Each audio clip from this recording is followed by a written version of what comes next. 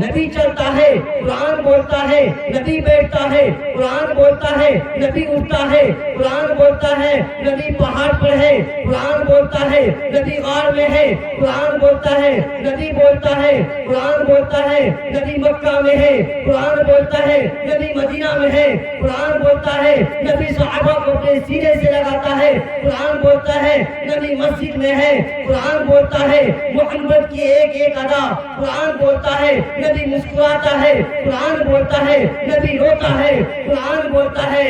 نبی مسجد میں ہے قرآن بولتا ہے کہ اے پیغمبر میں نے تیری ایک ایک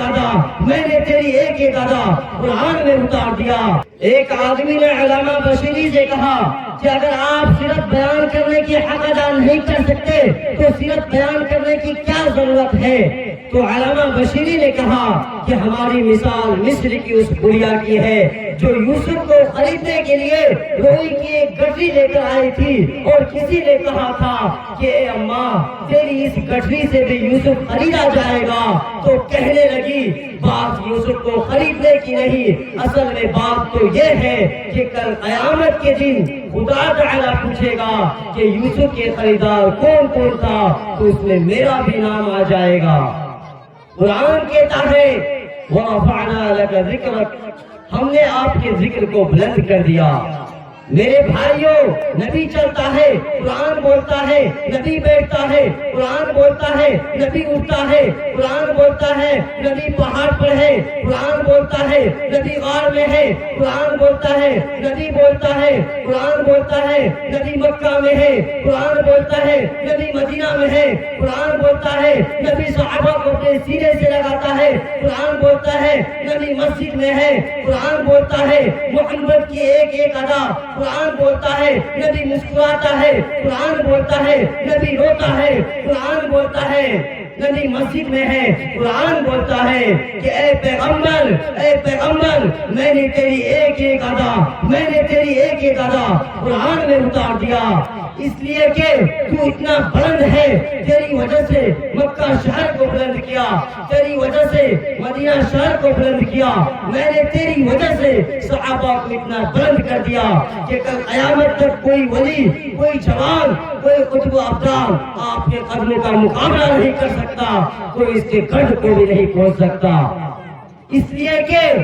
جو تیرا صحابی بنا وہ بھی کائنات میں بلند ہوگا۔ ہمارے نبی نبیوں کا نبی اللہ تعالیٰ نے اور انبیاء دنیا میں بھیجے، کوئی نبی بستی کے لیے، کوئی شہر کے لیے، کوئی قوم کے لیے، کوئی علاقے کے لیے، کوئی ایک ملک کے لیے، کوئی موضع کے لیے، لیکن ہمارے پیغمبر کو تو دیکھو، ہمارے نبی آسمانوں کا نبی، زمینوں کا نبی، شمس و قمر کا نبی، شجر و حجر کا نبی، ساری کائنات کا نبی، تحت الثرى کا نبی، عرش معلیٰ کا نبی، اور ہمارے نبی تمام نبیوں کا نبی۔ قرآن کہتا ہے وَرَفَعْنَا لَكَ ذِكْرَكَ، ہم نے تیری ذکر اور تیری شان کو اونچا کر دیا۔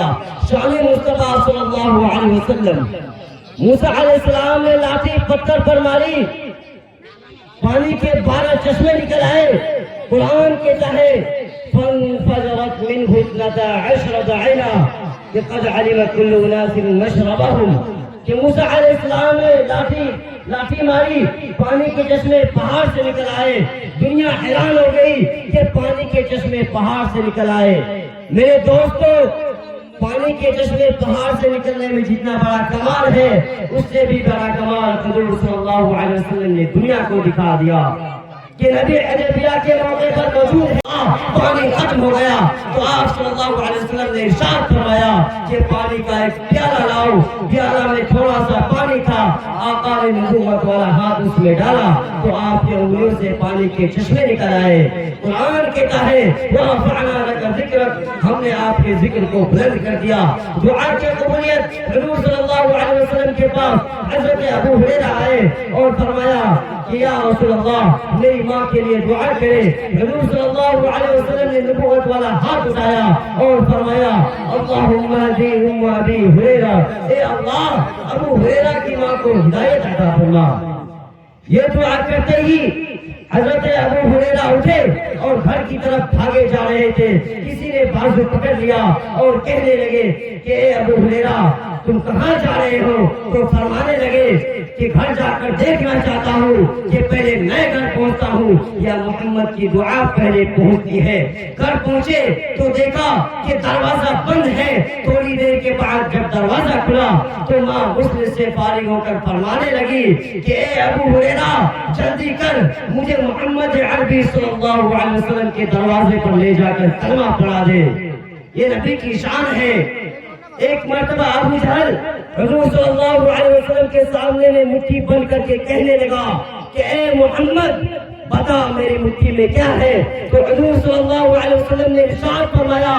کہ اے ابو جہل میں بتاؤں کہ تیری مٹھی میں کیا ہے، یا تیری مٹھی میں جو چیز ہے وہ بتائے کہ میں کیا ہوں۔ یہاں تک کہ مٹھی میں جو کنکریاں تھی ان کنکریوں سے آواز آئی اشہد ان لا الہ الا اللہ واشہد ان محمد رسول اللہ۔ یہ نبی کی شان ہے۔ اللہ جل جلالہ وعلا معوذ ہم تمام حضرات یہ دعا کریں کہ اللہ تبارک و تعالی ہم سبھی کو